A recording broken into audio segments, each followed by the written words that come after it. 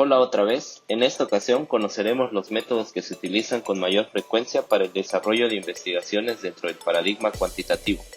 Como recordarán, este paradigma establece ciertas reglas para que los resultados de una investigación puedan ser tomados como válidos.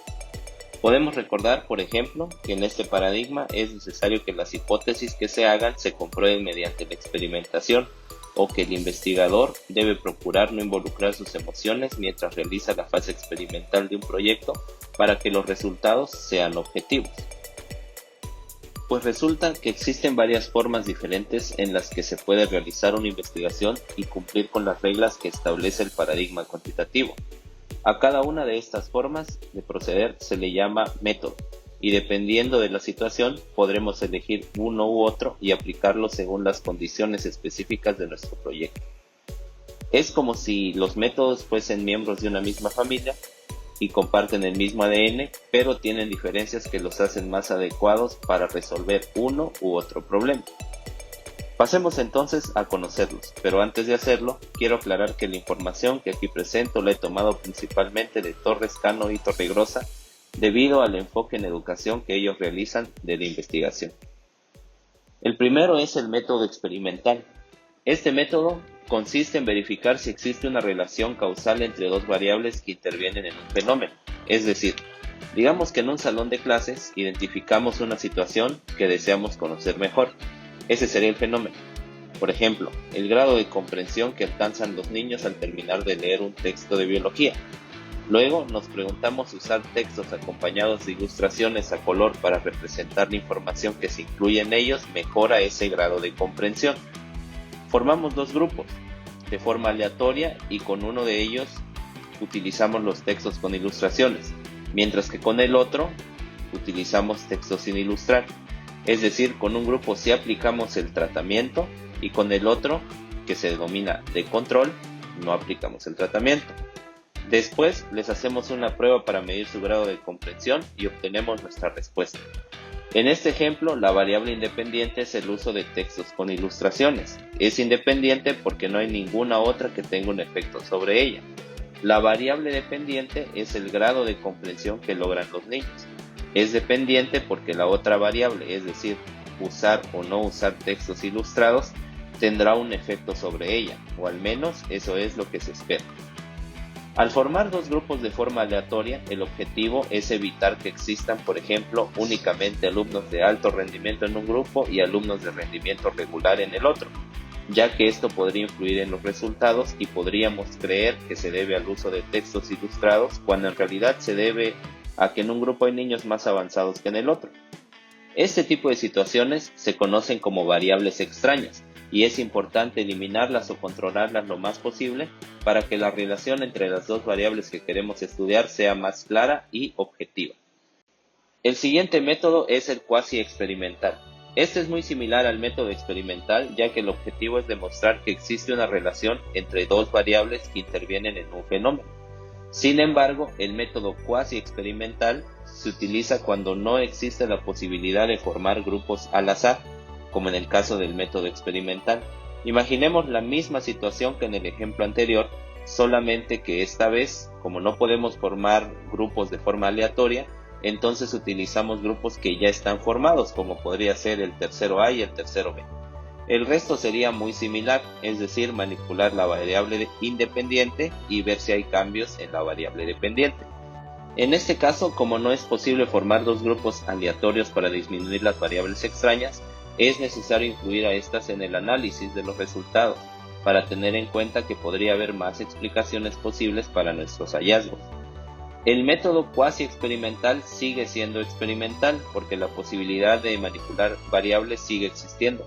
Lo que lo hace cuasi es que no existe la aleatorización de los participantes, lo cual implica no tener certeza de que los resultados se deban únicamente a la interacción de las variables que hemos seleccionado. Es posible aplicar el método cuasi experimental sin grupo de control, cuando no se puede asignar aleatoriamente a los participantes o establecer comparaciones directas, como en contextos escolares reales. Sin embargo, este tipo de diseño presenta limitantes importantes. Para mitigar estas debilidades se recomienda incorporar mediciones múltiples, es decir, usar distintos instrumentos para medir una misma variable y asegurar un resultado constante. También se sugiere controlar variables externas y complementar con evidencia cualitativa o estadística que fortalezca la interpretación de los resultados. El siguiente método es el ex post facto, que significa después del hecho. Este método ya no es experimental porque en este no podemos controlar ninguna de las variables. Sin embargo, buscamos establecer que existe una relación. ¿Cómo es esto posible? Bueno, imaginemos que tenemos un solo grupo esta vez. Al grupo ya le hicieron el examen de comprensión y hubo resultados muy diferentes de alumno a alumno. Sin embargo, nosotros sospechamos, apoyados en nuestras observaciones y nuestros conocimientos, claro, que puede existir una relación en los resultados de los alumnos que tienen el hábito de leer al menos media hora todos los días. Entonces aplicamos una encuesta para conocer los hábitos de lectura de los alumnos y después los comparamos con los resultados que obtuvieron para ver si existe o no una diferencia entre los alumnos que sí tienen el hábito mencionado y los que no lo tienen.